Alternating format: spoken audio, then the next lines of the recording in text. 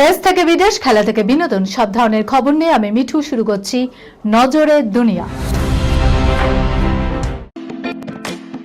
Lake view হাসপাতাল, সময় অসময় সব সময় আমাদের পরিষেবা modular OT, paediatric surgery, plastic surgery, general surgery, neuro surgery, urology, gastroenterology, gynaecology, orthopaedic, ENT, chest সমস্ত অভিজ্ঞ চিকিৎসকদের দ্বারা চিকিৎসা করা হয়।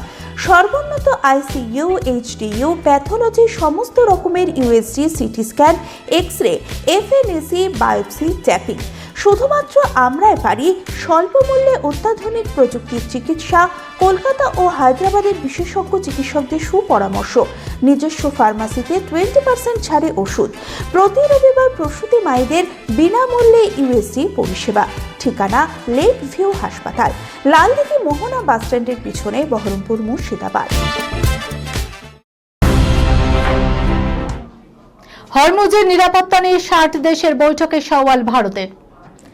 যুদ্ধের জেরে অবরুদ্ধ হরমুজ প্রণালী উন্মুক্ত করার বিষয়ে 60 দেশের বৈঠকে সরব হল ভারত। ব্রিটেনের ডাকা হাই প্রোফাইল বৈঠকে নয়াদিল্লি মনে করিয়ে দিল ভারতই একমাত্র দেশ যুদ্ধ বিধ্বস্ত হরমুজে যাদের একাধিক নাবিকের মৃত্যু হয়েছে। যুদ্ধে না জড়িয়েও এত বড় ক্ষতি হয়েছে। ফলে বৃহস্পতিবার রাতে হওয়া হরমুজ উন্মুক্তকরণ বৈঠকে আন্তর্জাতিক জলপথের নিরাপত্তা নিশ্চিত করার বিষয়ে সওয়াল করে নয়াদিল্লি। হরমুজ গোটা বিশ্বের তৈল ধমনী। যুদ্ধের জেরে যা বন্ধ হওয়ায় অসংখ্য দেশে জ্বালানি সংকট তৈরি হয়েছে। এই অবস্থায় বৃহস্পতিবার রাতে 60 দেশকে নিয়ে বৈঠকে বসেন ব্রিটেন। ভারতের প্রতিনিধিত্ব করেন বিদেশ সচিব বিক্রম মিস্ত্রি। বৈঠকে ভারত কি বক্তব্য রেখেছে? শুক্রবার সেই বিষয়ে বিবৃতি দিয়েছে বিদেশ মন্ত্রক। সেখানে জানানো হয়েছে, বৈঠকে বিদেশ সচিব ভারতের জ্বালানি সংকট এবং দেশে তার প্রভাবের বিষয়টি তুলে ধরেন। সেই সঙ্গে মনে করিয়ে দেন, উপসাগরীয় অঞ্চলে বাণিজ্যিক জাহাজের উপর হামলায় একমাত্র ভারতের নাবিকের মৃত্যু হয়েছে। আন্তর্জাতিক বৈঠকে মিস্ত্রি মনে করিয়ে দেন, জ্বালানি সংকটে ভারত অস্বস্তিতে পড়ায় তার প্রভাব পড়ছে গোটা পশ্চিম এশিয়ায়। তিনি জোর দিয়ে বলেন, এই সংকট থেকে উত্তরণের একমাত্র উপায় হলো অবিলম্বে যুদ্ধের অবসান।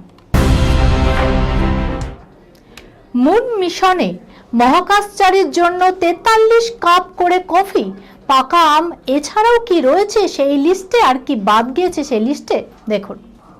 পাউরুটি নিরাপদ নয়, কারণ মহাকাশের মাইক্রোগ্র্যাভিটিতে পাউরুটির গুঁড়ো বিপজ্জনক হতে পারে। এই কারণেই আর্টেমিসি চন্দ্রাভিযানে 4 মহাকাশচারীর আগামী 10 দিনের মেনু থেকে বাদ রাখা হয়েছে পাউরুটি। তার বদলে তারা খাবেন মেক্সিকান টর্টিলা। রুটি জাতীয় এই বস্তুটি গুঁড়ো হয় না। Commander Reid Wiseman, pilot Victor Glover এবং 2 মিশন স্পেশালিস্ট ক্রিস্টিনা কক ও জেরেমি হ্যানসেনের মধ্যে যে যতই কফিতে আসক্ত হন না কেন, সমানের 10 দিনে তারা কতটা কফি খাবেন সেটাও বেঁধে দিয়েছেন নাসা। মাথাপিছু সর্বস্ব 43 কাপ। নাসা জানিয়েছেন, আর্টেমিস 2 মিশরের 4 মহাকাশচারীর জন্য ওরিয়ন ক্যাপসুলে রাখা সব খাবারই দীর্ঘমেয়াদীভাবে সংরক্ষণযোগ্য করে তৈরি করা হয়েছে। খাবারগুলি মূলত 3 ধরনের। ফ্রিজ ডায়েট, অর্থাৎ মহাকাশযানে রাখা পানযোগ্য জল দিয়ে পুনরায় তৈরি করা যাবে।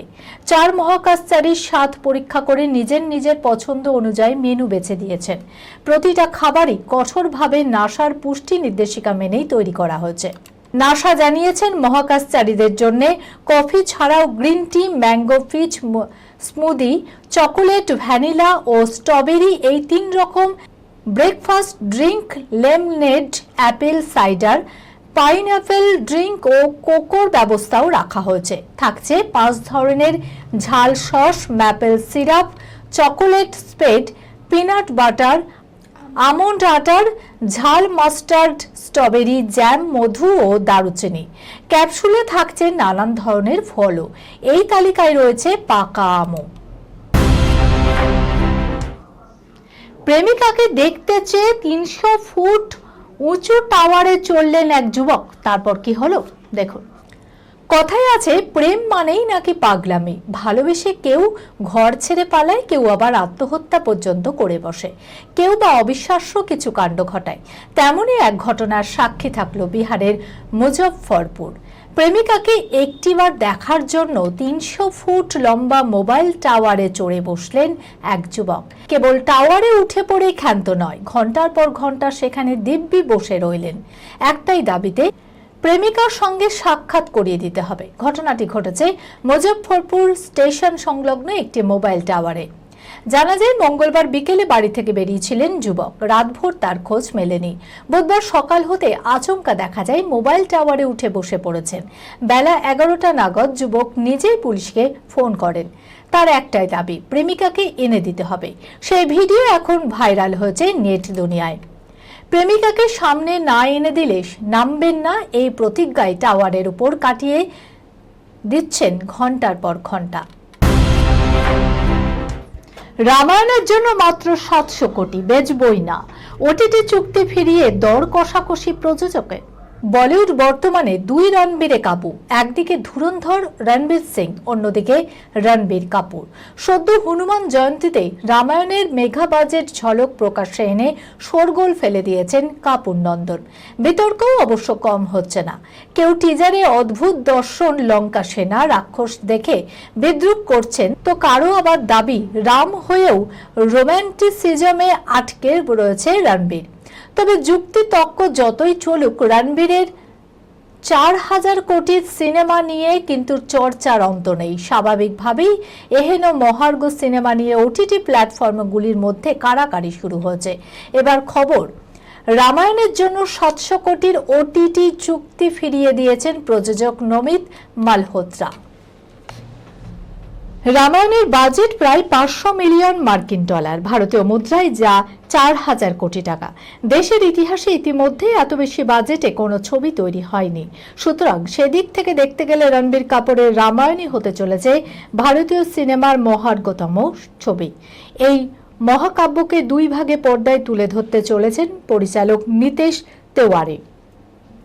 ইতিমধ্যে প্রথম ভাগের টিজারে আশা জাগিয়েছে এবং এই ঝলক উন্মোচনের পরই প্রযোজনা সংস্থার কাছে 700 কোটির বিনিময়ে রামায়ণের 2টি পর্বের ছবি বিক্রির প্রস্তাব এসেছে। তবে এই সিনেমা যে বিপুল বাজেটে তৈরি হয়েছে সে কথা মাথায় রেখে প্রযোজক নমিত মালহোত্রা এই প্রস্তাব প্রত্যাখ্যান করতে বিন্দুমাত্র দেরি করেননি।